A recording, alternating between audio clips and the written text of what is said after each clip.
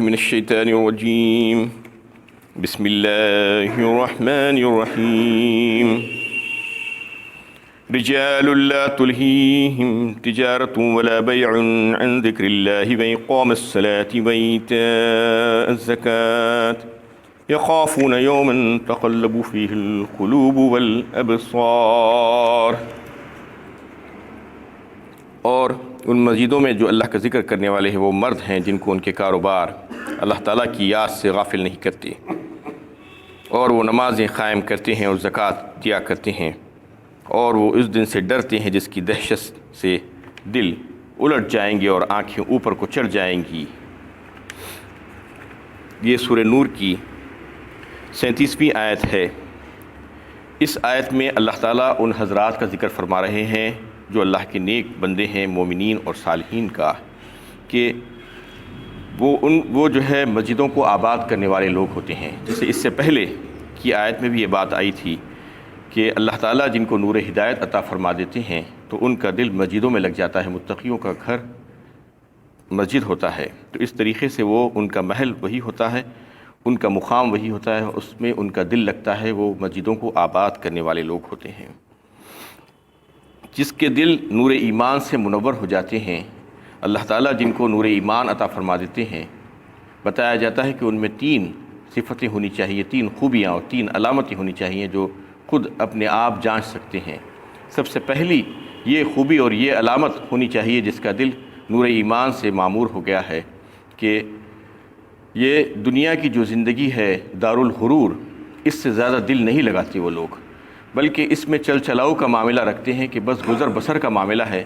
کہ یہاں پر جینا ہے، کچھ زندگی کے کچھ ایام کو گزار لینا ہے اور پھر یہاں سے چلے جانا ہے، اس طریقے سے اس میں زیادہ دل نہیں لگاتے۔ اور دوسری ان کی خوبی یہ ہوتی ہے، علامت ہوتی ہے کہ آخرت والی جو زندگی ہے، ہمیشگی کی جو زندگی ہے، جو جہاں پر کسی چیز کو فنا نہیں ہے، اس زندگی کے بارے میں اس دنیا ہی میں جو ہے کوشش کرنا شروع کر دیتے ہیں، کیونکہ یہیں پر کوشش کرنا ہے، وہاں کی زندگی کے لیے مزید اور کوئی موقع ملنے والا نہیں ہے، اس لیے محنت یہیں سے شروع کر دیتے ہیں اور ان کی نظر آخرت والی زندگی کی طرف ہو جاتی ہے۔ یعنی جہاں کہیں پر دیکھیے کہ آخرت کی فکر ان کے اوپر غالب آ جاتی ہے اور دنیا کی فکروں کو نیچے ڈال دیتے ہیں وہ۔ اور تیسری چیز، علامت جو سب سے بڑی یہ ہے کہ موت کی یاد، یعنی موت کی یاد اور موت کے آنے سے پہلے موت کی تیاری، یہ سب سے بڑی بات ہے۔ اللہ کے نبی صلی اللہ علیہ وسلم نے فرمایا کہ لذتوں کو ختم کرنے والی چیز کو ہمیشہ یاد رکھو اور اس کو یاد کرتے رہو، یعنی موت۔ یعنی موت کی یاد جب کسی انسان کو آ جاتی ہے تو پھر واقعے میں اس کی جو ہے زندگی بدلنا شروع ہو جاتی ہے،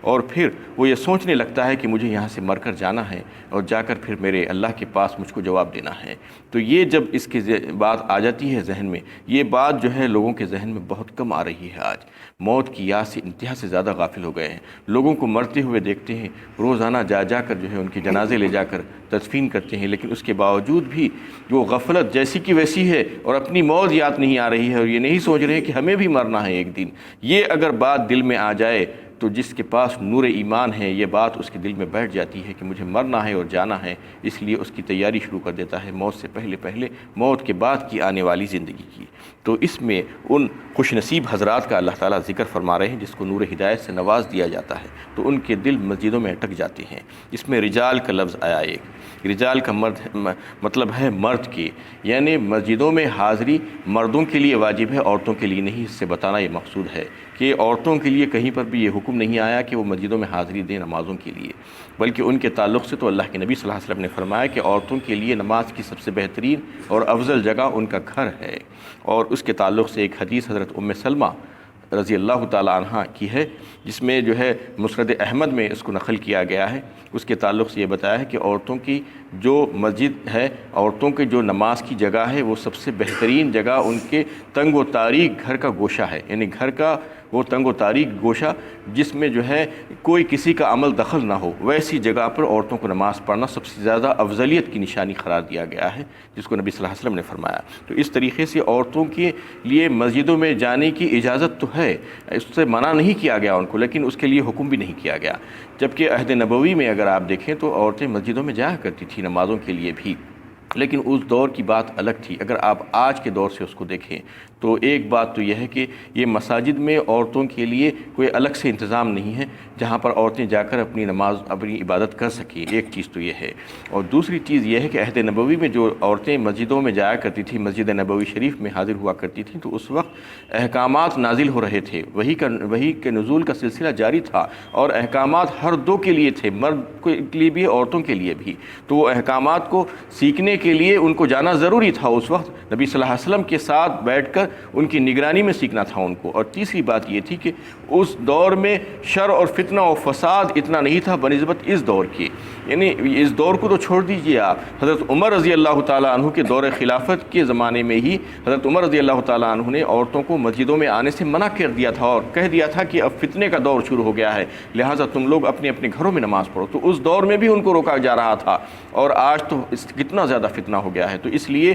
عورتوں کو آنے کے لیے جو ہے منع تو نہیں کیا گیا، لیکن عورتوں کا آنا پسندیدہ نہیں ہے، اور ان کو حکم بھی نہیں دیا گیا کہ مسجدوں میں انہیں روزانہ حاضر ہوا کریں اور اپنی 5 وقتہ نماز مسجدوں میں ادا کرنے کی کوشش نہ کریں، یہ ان کے لیے حکم نہیں ہے۔ ہاں البتہ کچھ خاص موقعوں کے جو ہے کو دیکھ کر اس سے استفادہ کیا جا سکتا ہے، جیسا کہ کچھ دین کا سیکھنے سکھانے کا کبھی کوئی معاملہ چل رہا ہے، درس قرآن ہے، درس حدیث ہے، درس فقہ ہے، اس میں آ کر یعنی سیکھنے کے لیے، علم دین سیکھنے کے لیے آ سکتی ہیں، یا رمضان شریف کا جو ہے موقع ہوتا ہے، اس میں طویل نماز پڑھی جاتی ہے، قرآن کی فضیلت کے متعلق جو ہے قرآن کو سننے کی وجہ سے جو ہے وہ عورتیں اس وقت حاضر ہو سکتی ہیں، یہ خصوصی مواقع پر حاضر ہو سکتی ہیں، لیکن عام طور پر ان کے لیے جو ہے انہیں آنا اچھا نہیں ہے، بہتر نہیں ہے، ان کی نمازیں ان کے گھروں ہی میں افضل ہوتی ہیں۔ لیکن جس وقت بھی وہ جو ہے گھروں سے باہر نکلیں گی اور مسجدوں میں آئیں گی، تو پھر وہ اس کے لیے جو آداب ہے وہ آداب کا لحاظ کر کے آنا ہوگا، یعنی تیز خوشبو لگا کر نہیں آنا اور بے پردہ نہیں آنا، ان تمام چیزوں کا جو ہے خیال رکھ کے مسجدوں میں آنا ہوگا۔ تو اس میں جو ہے مردوں کے لیے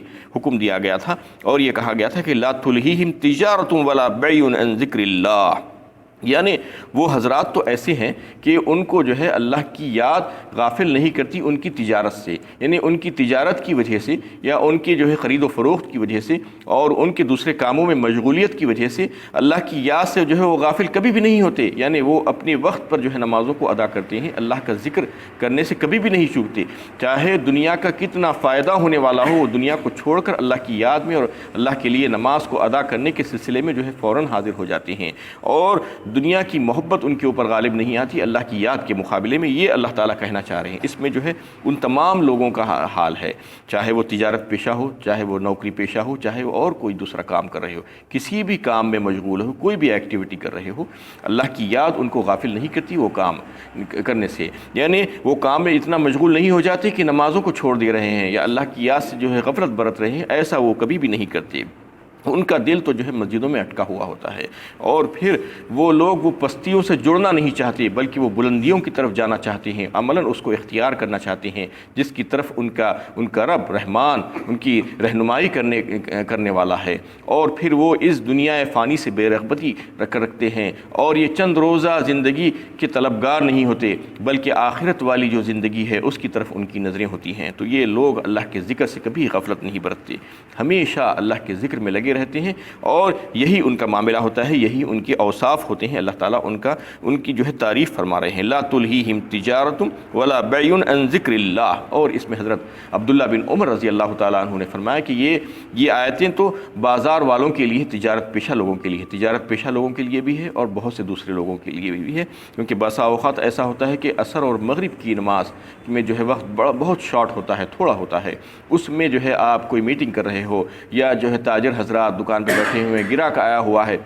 اتنا جو ہے نازک موقع ہوتا ہے کہ وہ گراہک کو چھوڑ کر نکل جائیں یا میٹنگ میں سے نکل کر نماز کو ادا کریں اور پھر جا کر پھر میٹنگ شروع کریں۔ تو یہ اللہ کی یاد جو ہے سب سے بڑی چیز ہے، اور جن کے دل میں خوف خدا ہوتا ہے وہ اس کا سب کام کو چھوڑ کر پہلے نماز کو ادا کرتے ہیں، اس کے بعد پھر جا کر اپنے کاموں میں لگ جاتے ہیں۔ یہی معاملہ ان حضرات کا ہوا کرتا تھا۔ 2 صحابی تھے اس زمانے میں، عہد نبوی ان کا تذکرہ کیا جاتا ہے اس کے بارے میں، کہ ایک وہ جو تھے کہ ایک لوہار کا کام کرتے تھے، صنعت و حرفت کا، اور ایک تاجر تھے، اور جو لوہار کا کام کرتے تھے، لوہا گرم ہے اور ہتھوڑا اٹھا کر مارنے جا رہے ہیں، جیسے ہی کان میں اذان کی آواز آئی، یعنی ہتھوڑا کاندھے پر تھا تو کاندھے پر سے نیچے لا کر اور ایک ہتھوڑا نہیں مارا، بلکہ یہ کرتے تھے کہ وہ ہتھوڑے کو پیچھے ہی چھوڑ دیتے تھے اذان کی آواز آتے ہی، اتنا خیال رکھتے تھے۔ اور جو تاجر صاحب تھے وہ ان کا معاملہ یہ تھا کہ کوئی چیز تول رہے ہیں، جیسے ہی اذان کی آواز آئی کانوں میں، ترازو کو پھینکا پٹکا اور فوراً نماز کے لیے نکل گئے۔ یہ معاملہ وہ حضرات کا تھا نمازوں کے متعلق، اور اللہ کے ذکر سے جو ہے کبھی بھی غفلت نہیں برتتے تھے وہ لوگ۔ یہ اگر اس کی ایک جھلک آپ کو دیکھنا ہو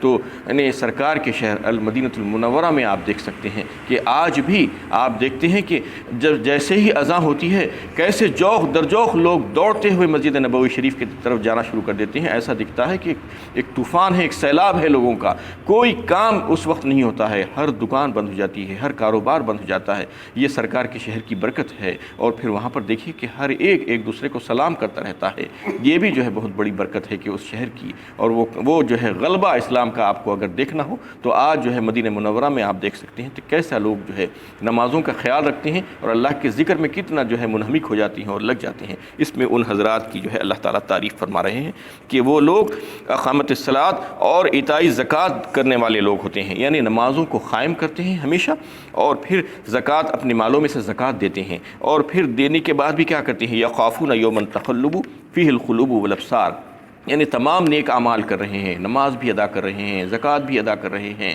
اس کے باوجود جو ہے طاعت اور فرما برداری کے باوجود دل میں یہ کیفیت پیدا نہیں ہوتی ہے، غرہ پیدا نہیں ہوتا کہ ہم نے بہت اچھے کام کر لیے ہیں، بلکہ ہمیشہ ڈرتے رہتے ہیں۔ اس دن کا خوف ان کے دل پر طاری رہتا ہے، مسلط رہتا ہے، جس دن کی گھبراہٹ انسان کو جو ہے اس کے دل کو الٹ پلٹ کر دے گی اور اس کی آنکھیں چکا چوند ہو جائیں گی اور پھٹی کی پھٹی رہ جائیں گی۔ قیامت والا دن، اس دن کے خوف سے ان کو جو ہے یعنی دھچکا لگا رہتا ہے اور پریشان رہتے ہیں اس دن کے خوف سے، یعنی ساری اطاعت اور فرما برداری کے باوجود بھی وہ لوگ نڈر نہیں ہوتے، بے خوف نہیں ہوتے۔ یہ بتانا چاہ رہے ہیں اللہ تعالیٰ کہ کتنا بھی عمل کر لو وہ عمل تمہارے لیے کافی نہیں ہے، اللہ تعالیٰ کا اگر فضل نہ ہوگا تو پھر وہ عمل تمہارے لیے بیکار ہو جائے گا۔ تم کو جو نعمتیں دی گئی ہیں اس کے مقابلے میں تمہارا عمل کیا ہے؟ تو یہ جو ہے یہ سوچتے ہیں یہ حضرات کہ ہم جو ہے جو عمل کر رہے ہیں وہ عمل قبول ہو یا نہ ہو پتہ نہیں، ڈرتے رہتے ہیں، نڈر ہو کر زندگی نہیں گزارتے۔ لیجزیہم اللہ احسن ما عملوا وَيَزِيدُهُم مِّن فَضْلِهِ وَاللَّهُ يَرْزُقُ مَن يَشَاءُ بِغَيْرِ حِسَابٍ۔